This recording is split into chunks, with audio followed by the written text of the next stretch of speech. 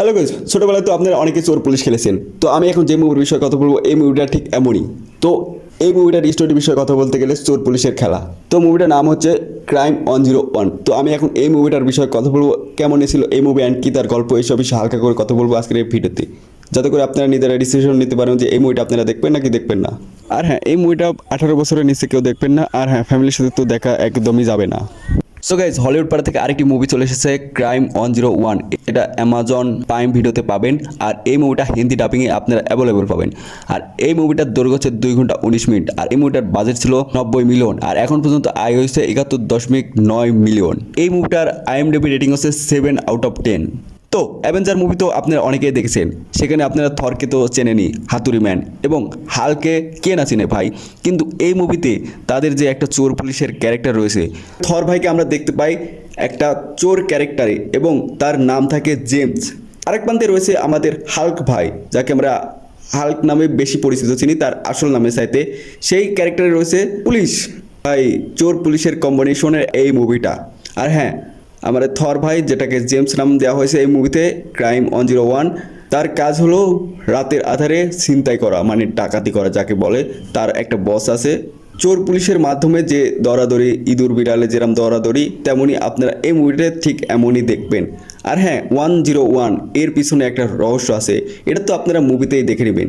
কেন এই মুভিটার নাম ক্রাইম 101 হয়েছে সেটা আপনারা মুভিতেই দেখতে পারবেন। জাস্ট আপনারা একবার দেখবেন, এনজয় করবেন আর ভুলে যাবেন। বিশেষ করে আমি থর ভাইয়ের জন্য এই মুভিটা দেখার বেশি আগ্রহ ছিলাম, কিন্তু কিছুটা আপনাকে বোর করবে। এবং সো হাল্ক ভাইয়ের, মানে আমাদের পুলিশ ক্যারেক্টারে যে থাকে, তার একটা বিশাল মন আপনারা এই মুভিতে দেখতে পারবেন লাস্টের দিকে। এই মুভিটা লাস্টে আপনারা একটা হ্যাপি এন্ডিং দেখতে পারবেন। আর ফাইট সিন তো কমই দেখতে পারেন এই মুভিতে। বিশেষ করে আপনারা এই মুভিতে কার সিনটা একটু বেশি দেখতে পারবেন। আর হ্যাঁ, এই মুভিটা ওভারঅল ভালোই ছিল। জাস্ট একবার দেখবেন, এনজয় করবেন আর ভুলে যাবেন। আপনাদের যদি হাতে অ্যাভেলেবল টাইম থাকে আমি বলবো এই মুভিটা আপনারা দেখেন। আর যদি অ্যাভেলেবল টাইম না থাকে তাহলে আমি বলবো এই মুভিটা আপনাদের দেখার দরকার নেই। অ্যাভারেজ মুভিটা, বেশি একটা ভালো ছিল না। আমি আবার বলবো না যে খুবই উত্তেজনা, টান টান অ্যাকশন সিন এবং ক্রাইম থ্রিলার তেমন কিছুই ছিল না। জাস্ট অ্যাভারেজ মুভি বলতে গেলে আমি বলবো এই মুভিটা জাস্ট একবার দেখবেন, ভুলে যাবেন, এটুকুই। সত্যি কথা বলতে কি, এই মুভিটা থরে যেমন পাওয়ার নেই, হালকে যেমন পাওয়ার নেই, একদম মুভিটা পাঞ্চে লাগলো। এটা যেহেতু ক্রাইম 101 মুভি, একটা আলাদা ক্যারেক্টার, তারপরেও কীরকম যেন অ্যাভেঞ্জার মুভি দেখার পর থেকে এই মুভিগুলো একদম পাঞ্চে লাগে, যেটা একদম চুট খায় না, যার কারণে ভালো লাগে নাই। তো আপনাদের কাছে ভালো লাগতেই পারে। তো আমি বলবো যান, মুভিটা একবার হলে দেখে আসেন। যদি একজন মুভি লাভার হয়ে থাকেন তো আপনারা চাইলে এই মুভিটা দেখে আসতে পারেন। Just that's it. তো হাল্কের অথবা থরের ফ্যান হয়ে থাকলে, কারণ ওরাই এই মুভিতে অ্যাক্টিং করেছে, just one time watching, just দেখেন, ভুলে যায় আর এনজয় করেন।